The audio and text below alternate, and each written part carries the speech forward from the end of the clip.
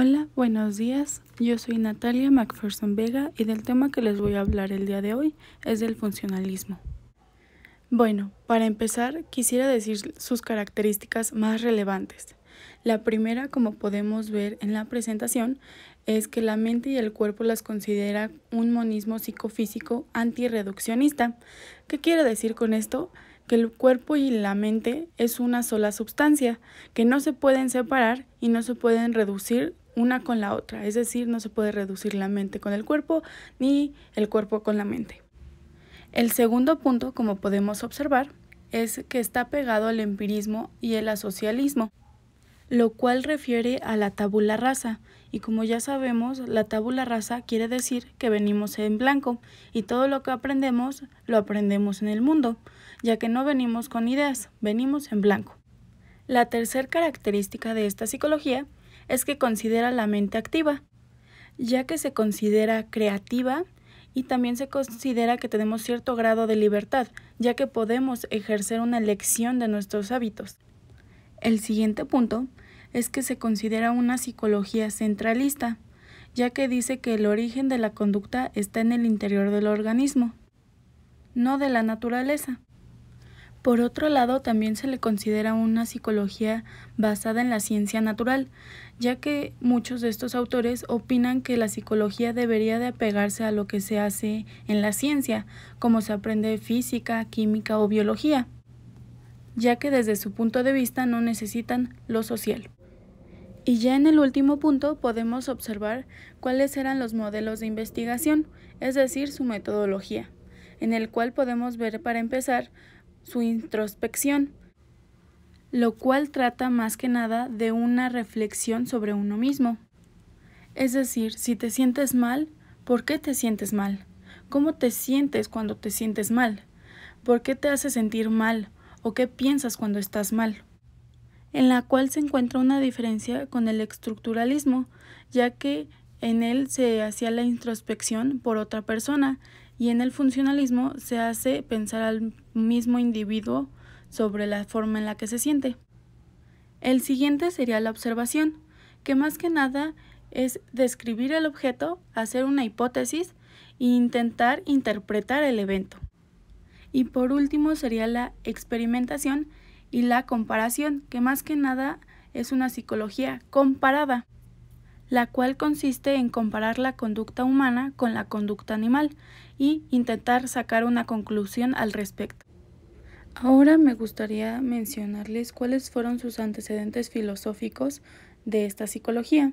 El primero es el empirismo inglés de John Locke, lo cual podemos observar, como dije anteriormente, con la tabula rasa, ya que se pensaba que veníamos en blanco.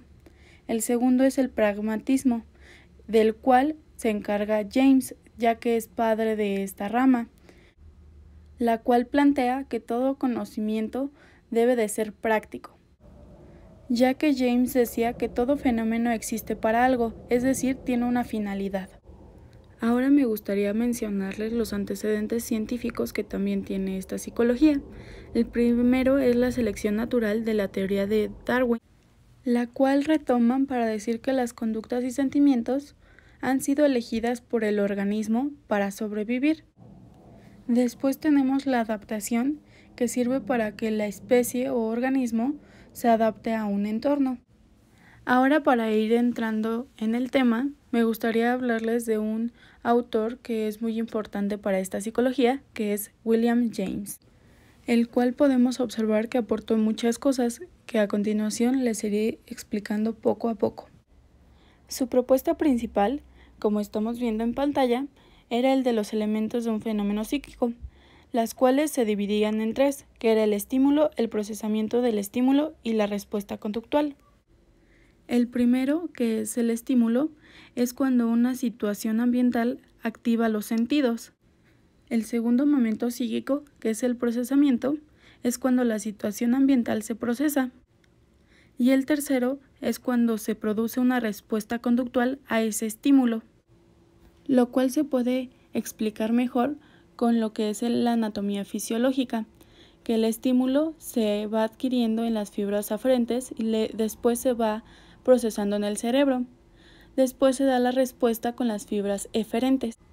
Pero como hemos visto hasta ahora, lo que le importaba a James era la función de cada uno de estos elementos, para lo cual dice que la función de la estimulación es producir sensación, es decir, sentir frío, calor, percibir una luz, escuchar un sonido, entre muchas otras. Después decía que la función del procesamiento es provocar una reflexión, es decir, cuando se tiene una conciencia de la sensación que se tiene. Y también decía que la respuesta conductual tenía como función producir un movimiento, es decir, como dice la palabra, mover una parte del cuerpo. Pero para que se entienda mejor, voy a darles un ejemplo con una taza de agua.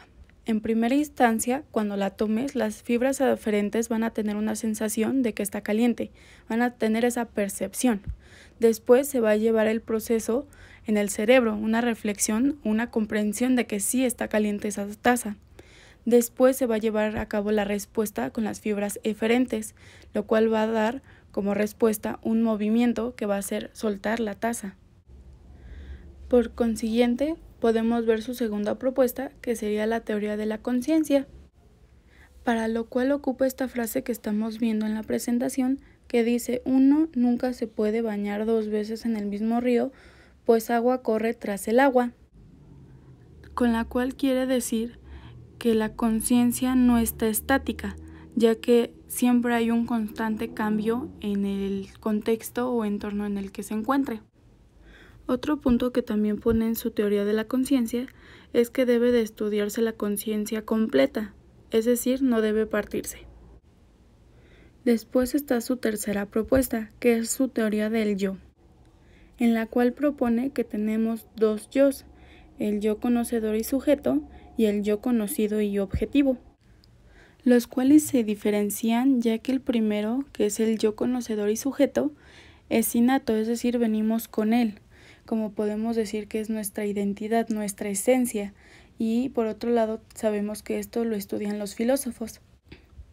Por el otro lado, el yo conocido y objetivo depende de las circunstancias, es decir, es adquirido, ya que ese lo vamos tomando conforme vamos teniendo ciertas experiencias o vivencias en nuestro entorno.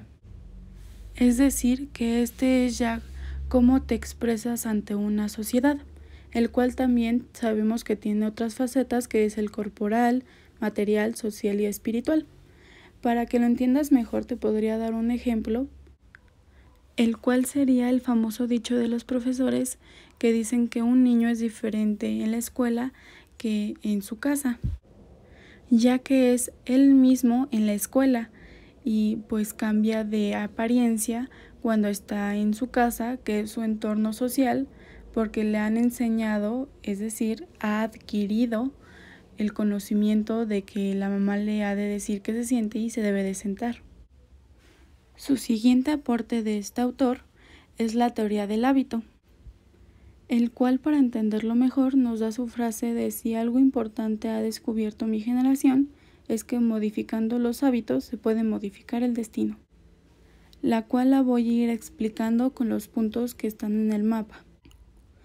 El primer punto para entender esta frase serían los reflejos de primera naturaleza, los cuales dice James que son todos aquellos reflejos con los que nacemos, el cual puede ser de succión, que el niño busca la manera de alimentarse, o también podría ser cuando el niño se le presenta algún objeto y se le quita de su vista y él cree que ya no existe, los cuales tienen una finalidad adaptativa o función, que es adaptarnos al medio ambiente, los cuales cabe aclarar que no son fenómenos psíquicos, ya que solo tienen 2 partes del fenómeno, que es el estímulo y la respuesta.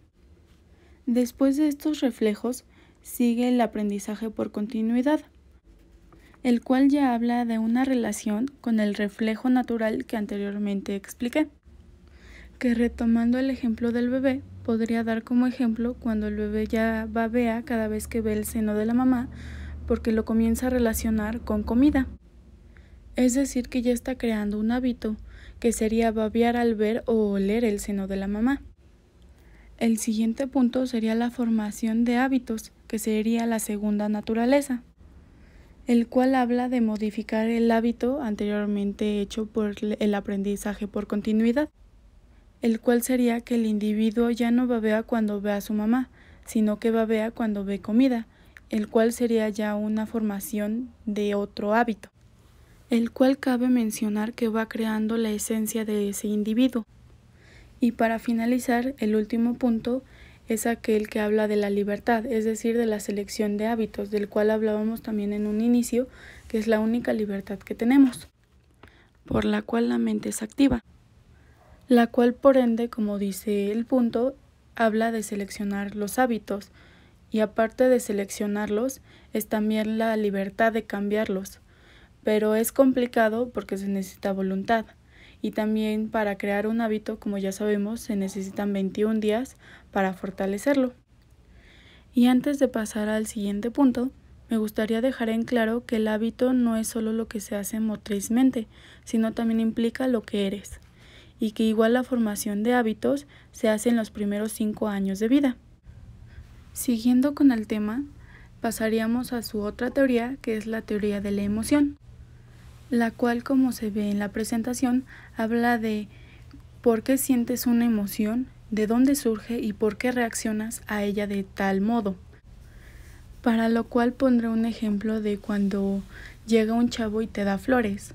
¿Qué haces? Te emocionas y brincas y demás, pero ¿por qué haces eso? No es porque te emocione que te den flores, sino que tu organismo comienza a soltar hormonas o comienza a acelerar el corazón, lo cual hace que te sientas feliz, que te sientas triste, que te emociones. Es por ende que tú eres el responsable de las emociones que sientes, y dependiendo a lo que tu organismo haga creer que sientes, es que vas a reaccionar a ello. Para lo cual también quisiera tomar el ejemplo que tomamos en clase sobre un oso.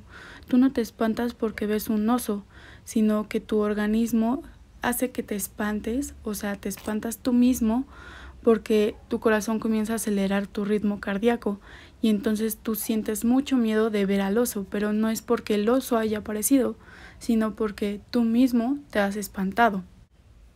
Es decir, en concreto, que tu reacción o tu sentimiento del momento, la circunstancia que estás viviendo, fue producto de la reacción que dio tu cuerpo para ese estímulo.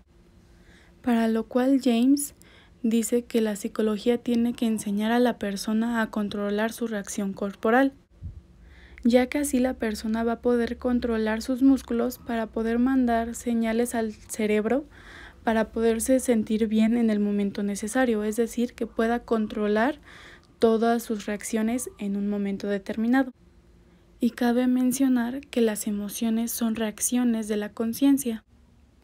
Otro autor importante fue James Mark Balding, más conocido como Balding, el cual estudió con James para desarrollar su estudio del desarrollo del niño, el cual basó desde su punto de vista genético. Para lo cual, como podemos observar en la presentación, menciona que las personas dependen de 2 procesos esenciales, que son el proceso de imitación y el proceso por ensayo y error. Los procesos de imitación habla de todo lo que se adquiere por imitación, no por genética. Es decir, por ejemplo, las expresiones faciales de la familia. Esas no se adquieren por genética, sino se adquieren por imitación.